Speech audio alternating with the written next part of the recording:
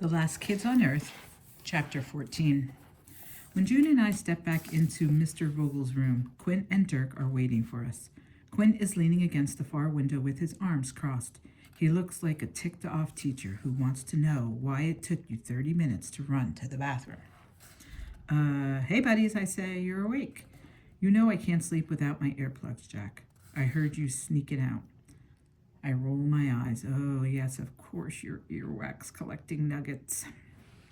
They're not earwax collecting nuggets, Jack. They're earplugs, and you know I have sensitive hearing. So never mind. Now that I'm awake, I see that we have a problem. No, we don't, I exclaim. No problem. We have good news. June is coming. Right, June? June nods yes. She's still trying to rock the attitude like she doesn't need anyone's help. Great, Quint says as he splits open the metal blinds. But that doesn't solve the problem. I walk over and peer through the blinds. Big Mama is parked out front, where we left her. She's surrounded by zombies, 100 almost. Okay, bad, but that's not the end of the world. No pun intended. It's not like, farther out across the street, I see something colossally worse than the zombies. Blarg. The monster is sitting on top of some poor dude's house. The roof is caved in the middle. The wooden walls are bent on the sides. The windows are shattered, and the front door is popped open. Blarg is just perched there, waiting, watching the school. The nerve of this Blarg.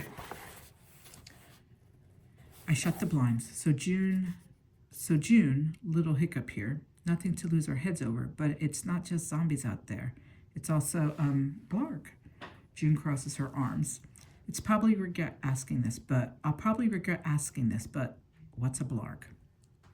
Blarg is a big man-eating monster with a bit of an attitude problem. June says. And Jack, I'll probably regret asking this too, but do you have anything to do with this Blarg? Why this Blarg is here? The annoyance in June's voice is about as thick as maple syrup. I cough into my hand. Well, a few months back, I got into just a little scuffle with him at the CVS. And you what? June growls. I stabbed him in the forehead. June looks like she's about to punch me in the nose. Well, you weren't kidding, she says, peeking through the blinds. He is big. And he's just chilling out, I exclaim. He's watching the school and watching Big Mama, waiting for us to make a move. I've had enough of this guy. I yank up the blinds and throw open the window. Hey, Blarg, leave me alone. Just get out of here, monster jerk. Jack, you fool, Quint says. He runs to the window. Blarg's ear holes open and his big head cranes from side to side. He hops down off the house and the windows rattle as he hits the ground, no more than 200 feet from us. His head jerks around again. He's sniffing, hunting for the source of my voice. Look at that thing, Dirk says. He's so dumb. He can't even see us up here. I shake my head. Oh no, he's not dumb. He's the opposite. Of all these monsters out there, he's the smartest. He's got, like, a vendetta against me. That's why you don't stab monsters in the forehead, Jack, June says.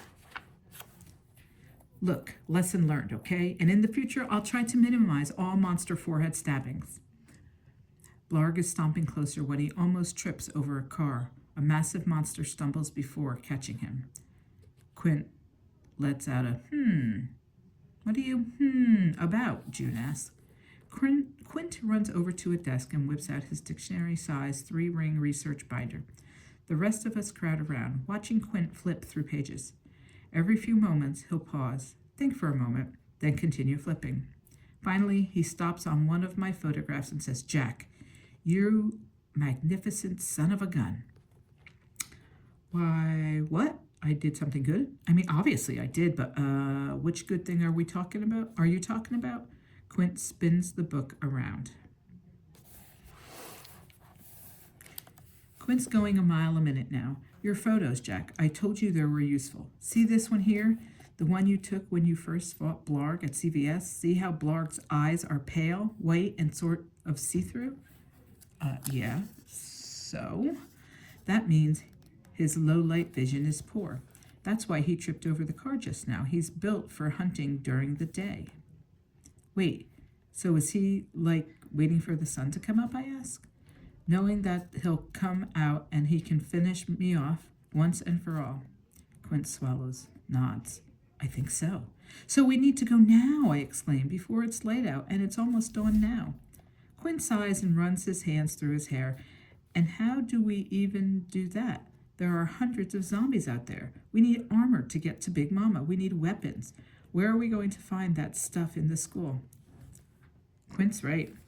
I lean against Mr. Vogel's desk. My head hangs. We're trapped. Trapped like rats. Trapped like trap rats in a giant rat trap made for trapping rats. And the worst part of it is, this is 100% my fault. I never should have come to save June. She didn't need saving. She didn't need me at all. And now everyone's stuck here. Suddenly, Jack Sullivan, stop hanging your head. You came to rescue me. I'm giving you a shot, so figure it out. I catch the tennis ball just before it conks me in the nose. I spin it around in my hand, and bam, I got it. Okay, guys, find armor, find weapons, anything that'll help us make the walk to Big Mama. Dirk grins. Oh yeah, I like this. Dirk and June and Quint split up, wandering through the huge gym storage closet, looking for anything that might be helpful. But I have everything I need. Actually, everything I need except ball player eye black for looking like one bad dude, like a tough guy outfielder. I grab a tin. Now I have everything I need. I take a seat. I'm trying to clear my mind, hold down the fear. When Quint walks over, looking frustrated, I don't see anything for me. Just find something to protect yourself with, buddy, I say. Quint frowns. I don't want to just protect myself, friend. I want to help fight. I want to really well sock it to those zombies. Dude, you usually just want to hang back while Dirk and I go out and get our butts kicked. What gives now? Quint sort of blushes, then he gestures with his hand across the room. I follow his nod, and I see June digging through a box. What, June? I say. You want to look brave in front of June? Hey, June's mine. I got dibs. There's no dibs on girls, Jack. Sure there is. Dibs on everything. I can call dibs on your pants right now if I want. In fact, I am. Dibs on your pants. Hand them over. I don't think you know how dibs works. And I don't think you know how girls work. She doesn't like you. If she likes anyone, it's me. Jack, relax, Quint says, holding his hand up defensively. I know you like June, and I'm not out to steal your girl. She is a girl, and I'd prefer not to look lame in front of her. Oh, I nod. Understood. Quint's eyes light up. I've got it all. I shall return. He dashes across the gym and out the door, and I can only imagine what fantastic absurdity he's concocting. About 20 minutes later, June and Dirk are finished arming themselves. When I'm back, everybody can stop worrying now. What the, Quint's not wearing anything different, just his same dorky lab coat. Quint, you're supposed to be getting armored here. Oh, I am armored, he says, armored with science.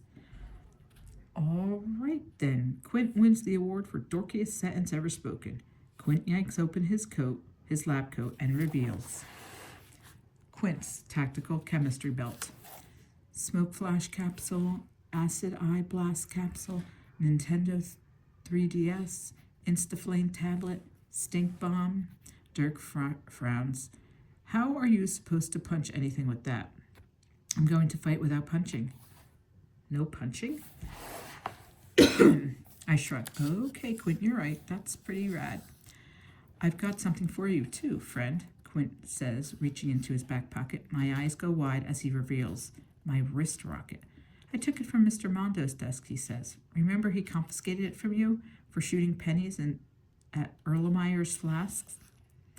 I nod as I take the wrist rocket and feel the weight of it in my hand. It's a serious slingshot. Dirk is suddenly behind us, draping his arms over Quint and me and looking at Jim.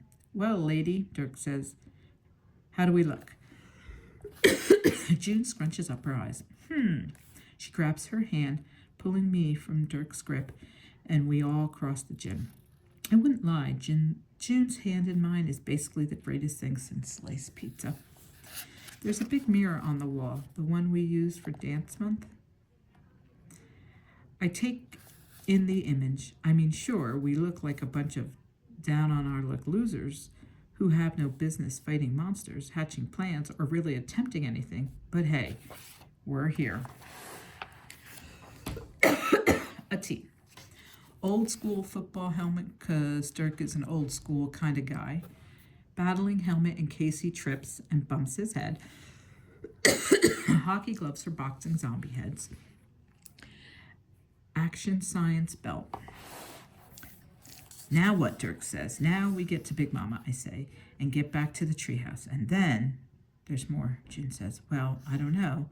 I was going to say we could play Monopoly or Stratego. I'm kind of in that mood. Anybody else? Anyone? No? Okay. Just the zombie fighting and the monster escaping. For now, board games later. Maybe, if we're still alive. Okay, let's go. Tough guy ball player, eye black. Wrist rockets. Broom handle sphere. Louisville slicer.